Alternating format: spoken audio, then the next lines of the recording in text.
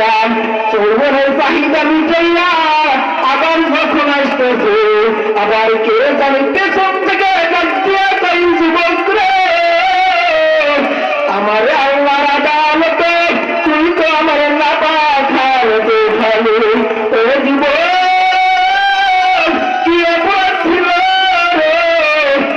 খলিফাতুল মুসলিমিন হযরত ওমর একদিন রাস্তা দিয়া যাইতেছে, হঠাৎ তাকে দেখতেছে রাস্তার পাশে এক যুবক কান্না করতেছে। যুবক ডাক দিয়া করো, যুবক তুমি কেন কান্না করো? ওই যুবক ডাক দিয়া বলো, ও খলিফাতুল মুসলিমিন ওমর আপনি যেন কি করবেন? ওমর ডাক দিয়া কয়, যুবক রে আমি যদি কিছু না করতে পারি তবে একটা সমাধানের রাস্তা আমি তোকে দিব।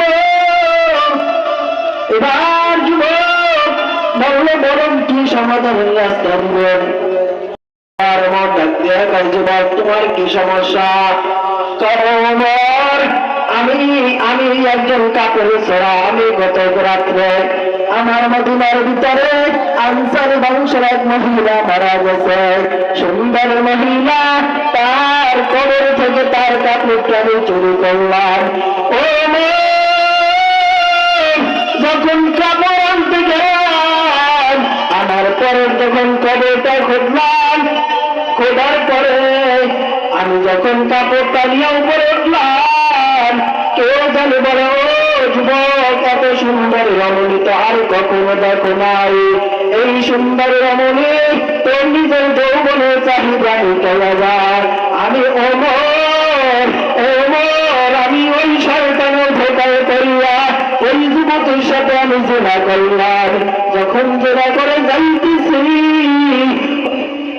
যাওয়ার পরে পিছন থেকে কেউ যেন ডাক দিয়া কয়, ও যুবক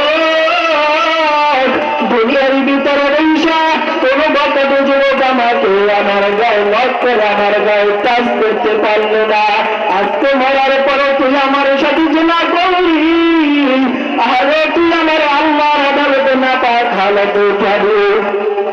এই কথা বললো, আমি ওই ভাই আজকে বাড়ি ঘরে ছেড়ে রাস্তায় বসে কান্না করে খলিফাতুল মুসলিমিন হযরত ওমর যুবক চলো পয়গম্বরের দরবারে।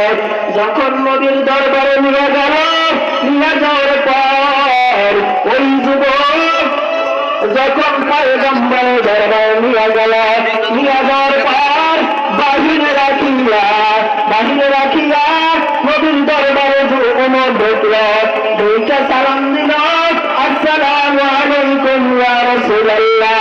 যখন বলল ওই নবী সালামের উত্তর দিয়া ওমরের চোখের দিকে তাকায়া দেখে ওমরের চোখের গোটায় পানি, ওমরকে ডাক দিয়ে ওমর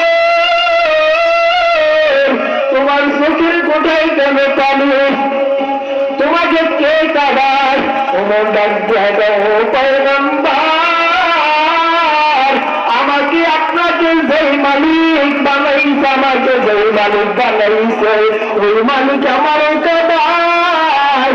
ও নবী ডাক দিয়ে ওমর ইতিহাস কি বলো?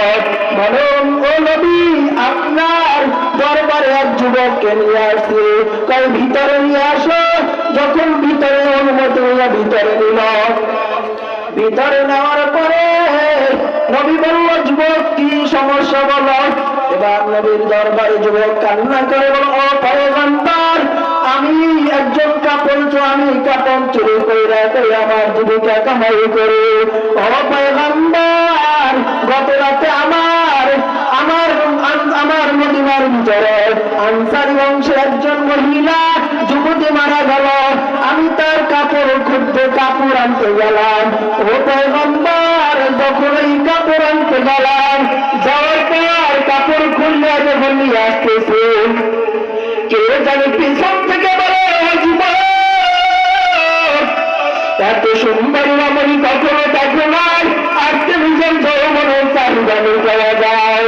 এই কথা বলার পর আমি আমার যৌবনের চাহিদা মিটাইয়া নিলাম।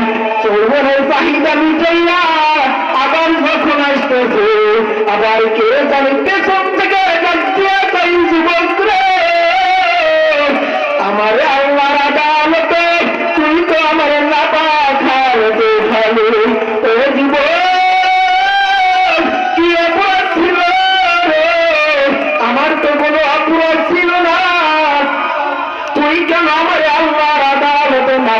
নাকি ফেলে। এই কথা বলার পর নবী কয়ে যুবক গুণা কত বড় সাংঘাতিক। নবী সাংঘাতিক বলতে যুবক আরব নবীর নবীর হুজরাখানায় ছিল না।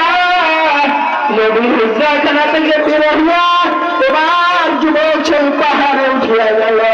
পাহাড়ে উঠিয়া আল্লাহর দরবারে কান্দে, ও মালিক, আমার ক্ষমতা আছে পাহাড় পর্যন্ত ওঠার, আমি পাহাড় পর্যন্ত উঠছি।